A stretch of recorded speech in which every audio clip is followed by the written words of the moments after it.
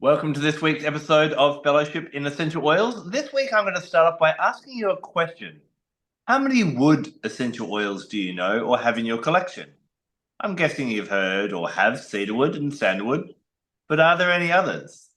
In fact, there are some amazing wood oils including Nootka, Hinoki, Arbor Vitae and Cade. And today we're going to dive into another lesser known wood oil. We're going to look at Amyris. How are you today, Liz? I'm very well, and I'm very relieved that you didn't ask me to think of wood oils then, because I kind of went into my usual, oh no, he never prepared me for that question. And most of those I don't have. So, except for Cade, I'll tell you a little bit about Cade. That Cade caused me to lose 2 marks in my aromatherapy exam. I put birch and Cade down as extras in an essay, and they were like, no, that's not in the lesson notes, off. So I only got 98%. So Cade and I are not friends. But Amyris and I, yeah, great friends we are. I really love Amyris. Well, I must admit, this is an oil that you chose for us to do this week, and I have it in a few blends, but I had to quickly scurry and get myself a single because I think I had a really cheap, shoddy one years and years ago, and it did nothing for me. But I have had the bottle up my nostril most of the week. I've fallen in love. I'm loving it.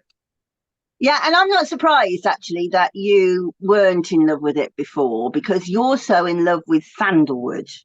And it's often when the sandalwood panic set off, that we were really running out of sandalwood Mysore very quickly, and everyone was like, really, we shouldn't be using sandalwood, we've got to protect it. And Amyris was the first thing everybody said, use Amyris, it's just the same, it's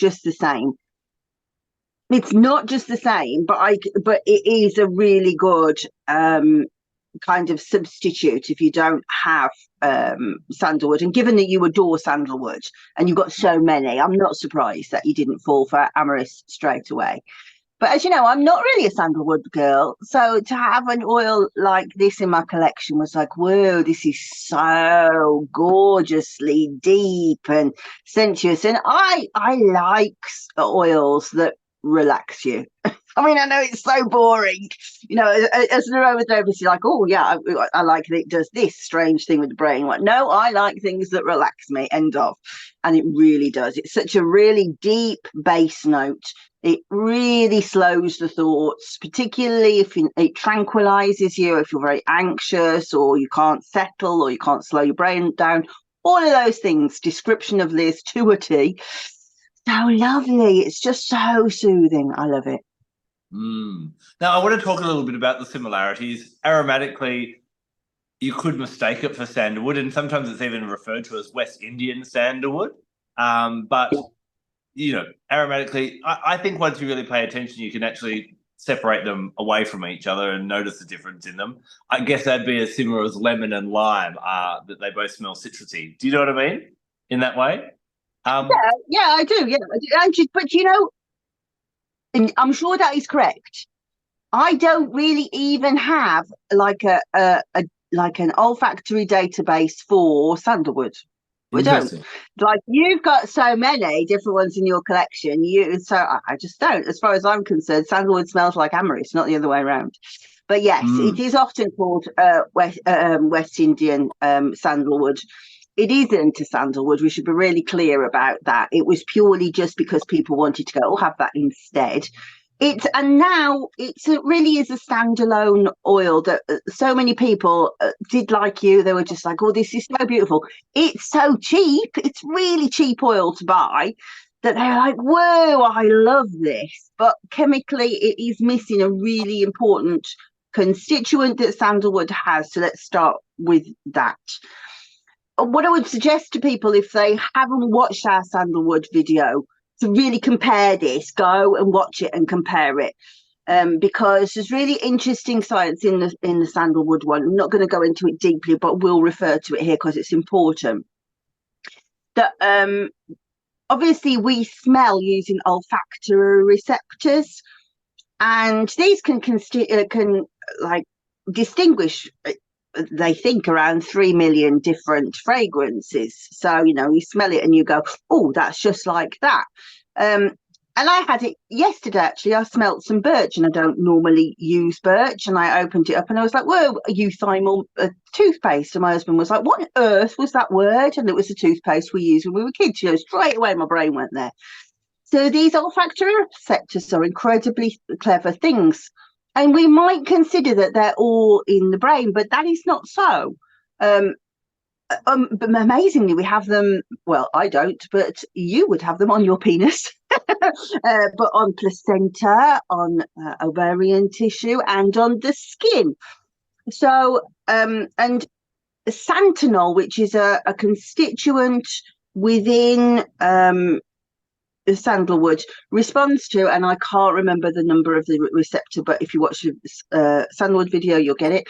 There is a specific olfactory receptor on the skin that actually heals the skin when it smells sandalwood.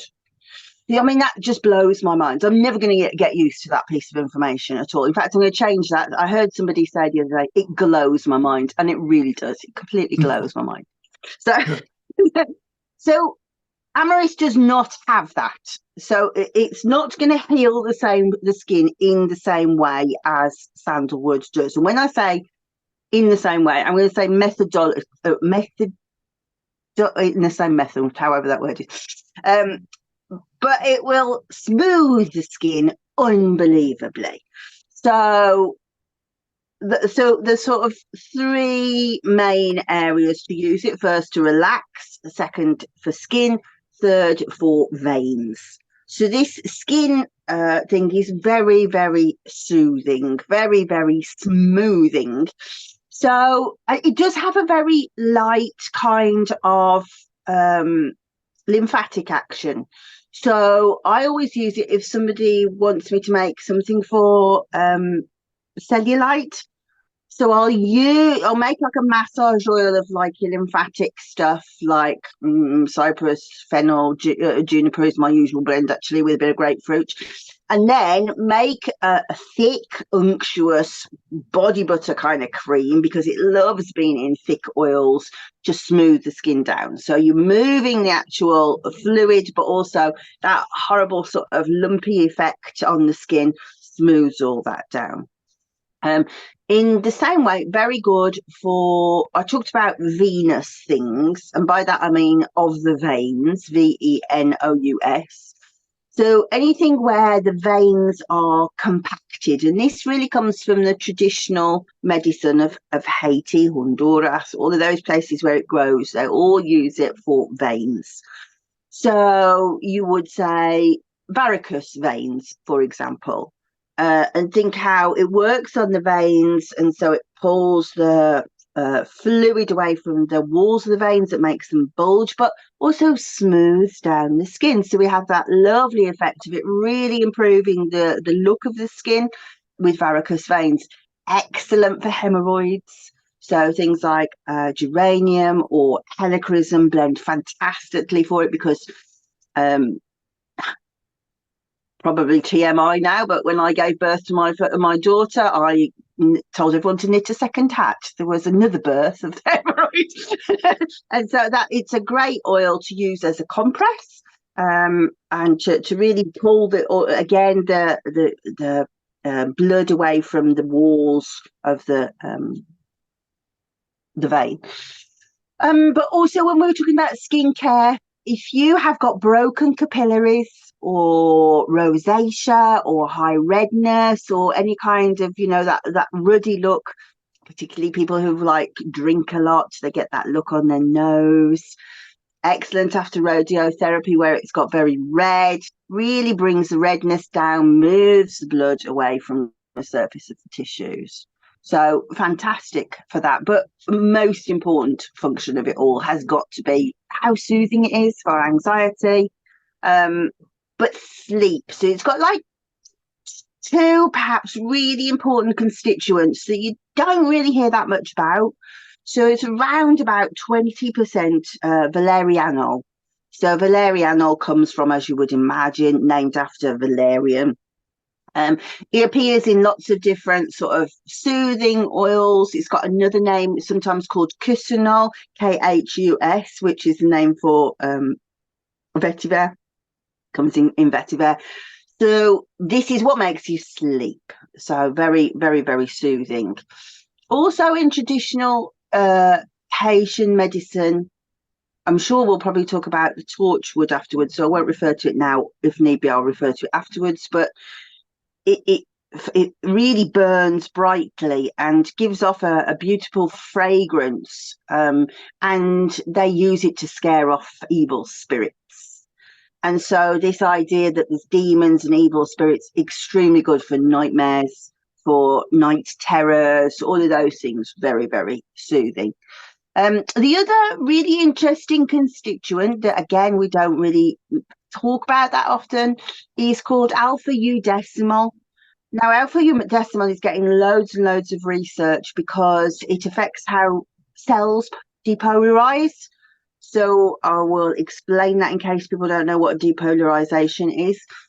So our nervous system runs on an electrical system with chemical bits in between. So the chemical bits are the neurotransmitters. But what happens to make this electricity work is ions push electrical fluids in and out of the cell, usually sodium, but in this case, it affects how calcium depolarizes the cell. And so it inhibits vasodilation. So vasodilation is when the cell opens and allows more blood to go in. Again, think about how Venus, VONUS, how it affects the cell walls. We know now that the calcium polarization goes, no, not so much blood. But this is really well explored now, and they think this is probably going to become a really good therapeutic for migraine. So again, traditional medicine, I want to keep saying Chinese medicine, traditional Haitian medicine, apologies, Haitian, is to rub it on the back of your neck if you are anxious, if you are tense, but if you have a headache. And so we can actually put science to why that works now. But again, overarching, so deep, so soothing, so reassuring, you know, all of the anxiety stuff. You can see why it's like, oh, it gets rid of evil spirits, because immediately you just feel like, whoa, world's kind place, and calms you. You were talking obviously about that it is so relaxing as well. And yes, there are so many relaxing essential oils. Is there a specific time, or if we start to look at it a bit more on a deeper emotional level, when you'd go, Amyris is the one we need today? Well, that's a yes and no answer. Later you'll say, is it one that you need to have in your box? And I will say, if you're an anxious person or if you don't sleep, yeah, put it in because it's cheap. It's dead cheap. And you'll make fun of my desire to have a bath every single day. And the problem with having a bath every single day is if you put lavender in to soothe you every single day, what's going to happen is you're going to get very dry skin, because lavender tells the sebum production, no, stop, we don't need so much of that. So your body actually makes a drier skin. So if you're a stressed head like me, you can't put lavender in the bath every day. You don't want to put geranium in the bath every day. So you need to kind of get this circle of things going through of like, I know I'm not going to sleep, or, you know, I've had a bad day. So if you're like me, then you definitely need it. And I would say it's an evening kind of oil. I wrote, do you ever have it when you look back at your notes and you go, whoa, that day I could write? Do you ever have that? Yeah. I had that. I've got the notes in front of me. I'm like, I like that sentence. I like that sentence. So I put about it being aphrodisiac. So I've written, Amyris is dreamy, boozy almost. It's lazy, languid and sultry. It feels like a sleeping cat stretching and seducing on the bed, lying in wait. It's not necessarily an oil for sexual dysfunction per se, but rather one for happy couples who have journeyed together for a while, holiday sex, if you will. That said, it would be a lovely oil to add to nutmeg, tuberose, patchouli and jasmine, those oils that are knowledgeable about problems in the bedroom. So it's like, It's not really an everyday oil unless you feel stressed, unless you want to relax, but it does feel luxurious, you know? So if you are going somewhere nice and you just think, oh, yeah, something lovely, then it's an amorous one. But I wouldn't say it was a morning oil because it just makes you go, I'll really be bothered. Yeah. Mm. Yeah.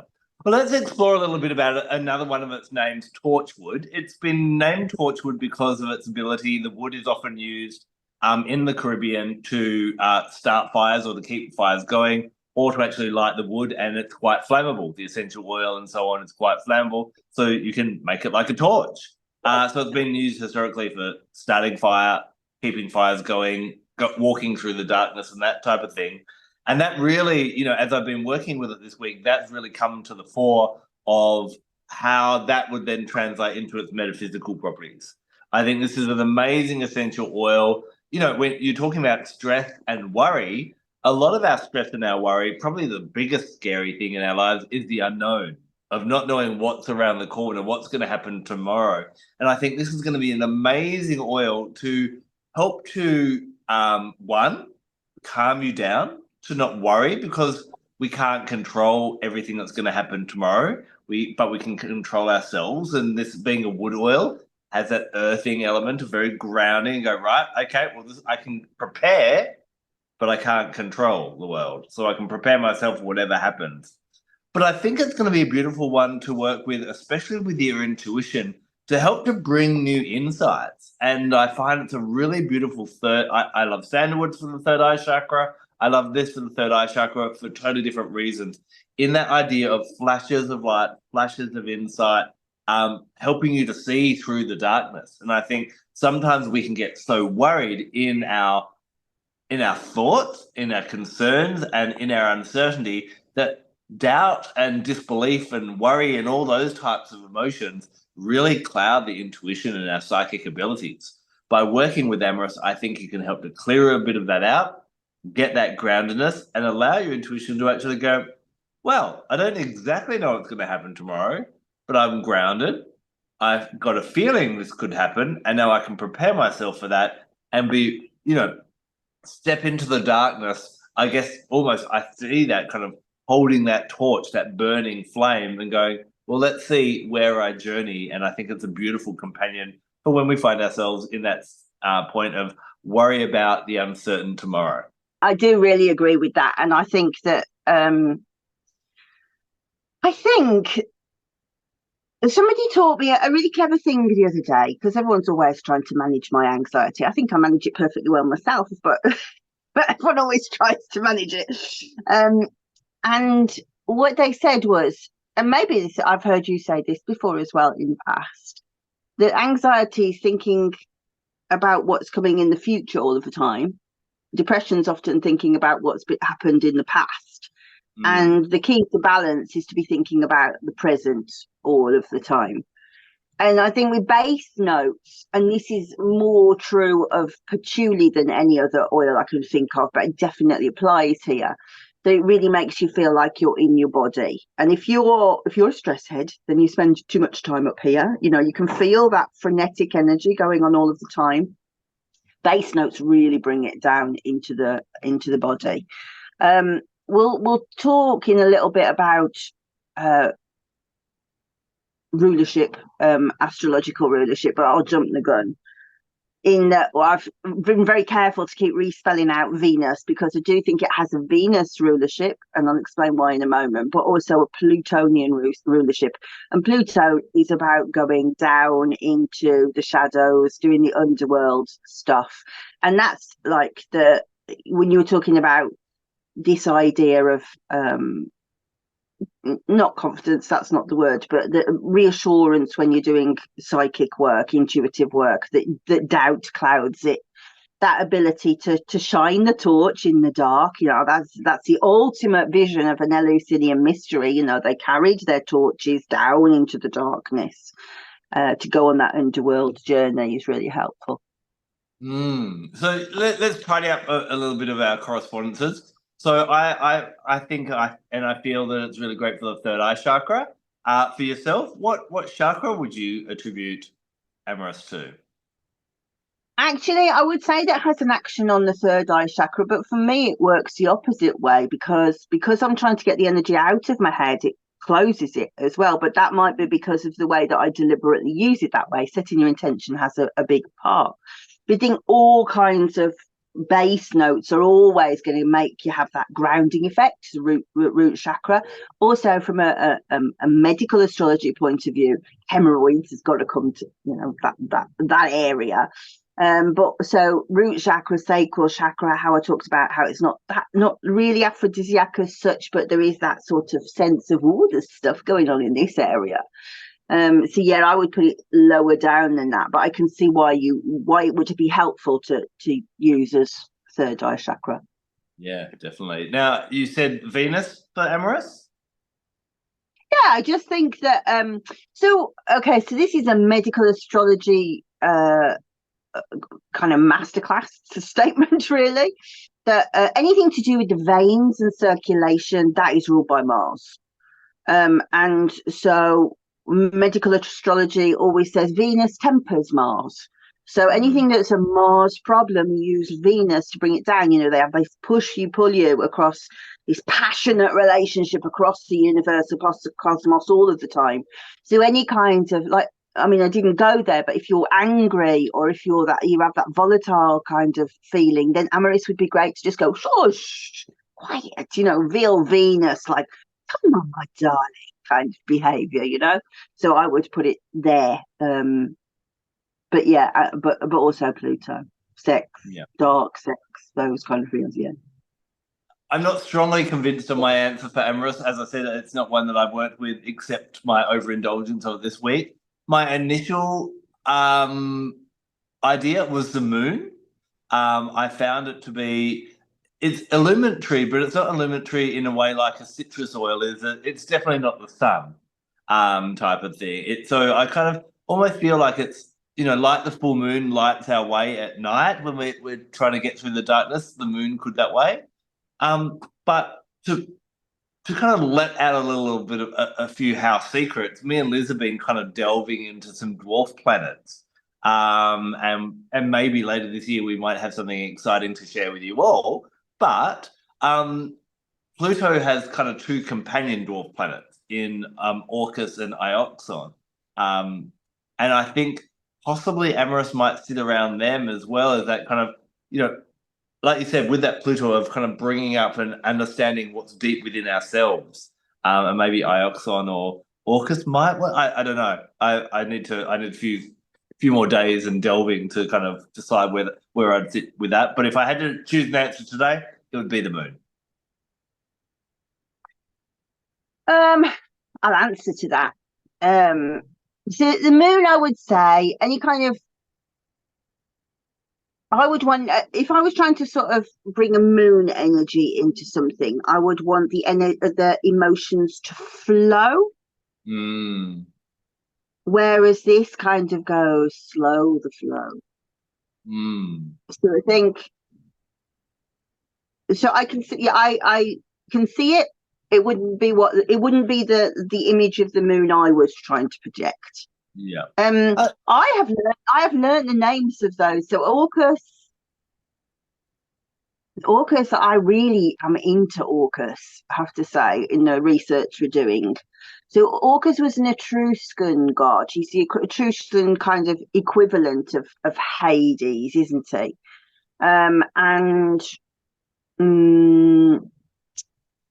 Orcus was the person that dragged you into the underworld, into Tartarus, if you had broken an oath to a god. Yeah, not to God, to a god. So any god will do. And actually, so one of the things I've been thinking about in this work, writing devotions for nymphs, is right. Can I sustain that oath? Because I don't want Orcus knocking up my door.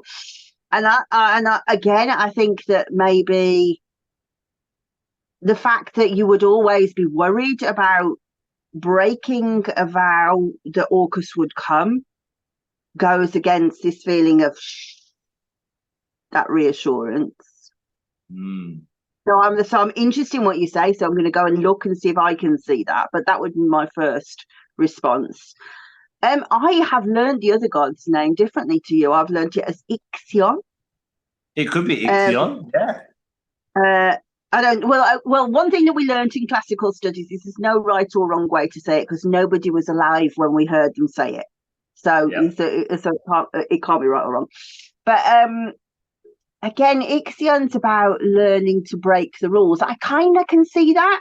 I think that probably is correct. It wouldn't be the way I would use it, but I would say that's a clever one. Mm. It's about Yep. like learning to break the rules, almost the opposite to Orcus. Orcus is like those rules are there to be maintained. Ixion goes, yeah, but who read those rules? Why are those Yeah. rules my rules? Yeah. Yeah. So kind of they're almost like polar opposites. I'm going to say Ixion's clever. I like it. Ah, fair enough. Cool. I must go back. I remember one of my things that I always like to do is I look at the plant's flowers and go with my old tradition of the Greek. The flower color dictates the planet, and it is a white flowering plant. So I think that's It's a where I white started flower. with the moon, and then went, okay, no, I can sit with the moon on this one. Sometimes I'll argue with the flower color, but that was another reason for the moon as well. Yeah, I think we've got some fun coming up when we start to really delve into what the oils are for these different dwarf planets to do the masterclass eventually. I think there's going to be some arguments between us. It's going to be Yes, interesting. and quite possibly could be, but that's all right. Now, I'm not going to ask you, is this an oil that everyone should have in their collection? But the question I do want to ask you, you've obviously got a lot of friends that are top aromatherapists around the world. If we were to jump on an aeroplane and go visit 10 of them, if I was to look at their collection, do you think a lot of aromatherapists would have it in their collection that they're using with their clients on a regular basis? Or do you still think it's an oil that worldwide has yet to kind of come to its its full glory out of the shadow of Well, sandalwood? that's a very interesting question, and I think probably 80% of them would have Okay. it in there because it's cheap. And but also I tell you who definitely will have it, it will be those people who make blends based on perfumery. So Mm. based on scent, because although it's not a base note fixative, so it won't fix the fragrance like myrrh or benzoin, for example, because its molecules are massive, they linger on the skin for a long time. So it really brings body and heart to a blend. So if you want to make a blend that's going to get you through the night, if you're going out for the night and you want a perfume, if you've just put all like citruses in and stuff, it's just so ethereal, it's gone. But Amyris blends so well with so many different things is the other thing. It really just goes, oh yeah, I'll play. So kind of oriental and chypre kinds of perfumes. So anybody who blends that way is going to be almost always using Amyris, I would say. A very interesting thing was after you have given me so many blooming questions over the last few weeks, so glad to escape that this week of what about comparing it with other essential oils. And I keep looking at my bookcase and thinking, well, where's my Tisserand book? I have the most recent one on my phone and my Kindle, but just this irritating thing that you can't put it on too many different devices at once. So I'm using the phone, can't do that. So I thought, well, I've got the old one, and actually signed by the man himself, my old one. And I thought, oh, I'll have it on the page. It's not even in this book. So this one's, so yeah, I'm pretty sure it's in the new one. I can't see how I'd have got written this so thoroughly about the chemistry if it wasn't. But yeah, so this one dates to early 1990s, wasn't even in the book. So that I think, as you quite rightly say, it's coming through. But I would say most people have it just to for relaxing blends and stuff because it's cheap. You can put a good profit margin in your treatment, using it. Yeah, but I think maybe this is another one of those up and coming oils that, it's yet to, just like it lights the fire and lets us see through the darkness. Maybe that's what Amyris will do in the decades to come. Yeah, I mean, I'm surprised that you're saying that not many people use it because I thought everyone did. I've always heard of it. I've always seen it in blends, but I've never kind of celebrated it as a single oil until the last week. Yes, get in there. Yes. So hopefully we've inspired you, if you don't have Amyris in your collection, to maybe give it a shot. It is an amazing oil. And good news is, whereas sandalwood is endangered, Amyris at this moment is listed as being of least concern. So you can you can get your essential oil for cheaply and you can celebrate and try it. And we'd love to know in the comment how you use it for the body, for the mind, for the spirit. So until next week, we'll be back to Now, just. Oh, you've got another what thing you want to talk I'm about? safety. I just want to say that it's really safe. Yes. The maximum dilution, you would say 3% because that's normal maximum dilution, but it's safe to use on children. The only time you wouldn't want to use it is the first 16 weeks of pregnancy, but I said that about every single oil. But yeah, use it liberally and easily. Go to town. So, Excellent. Can I do my goodbye. closing now? Thank you very much for joining us for this episode of Fellowship in Essential Oils. We'll be back next week and we'll dive into another essential oil. Until then, take care and enjoy your Amyris. Always have the last word, don't I? Bye.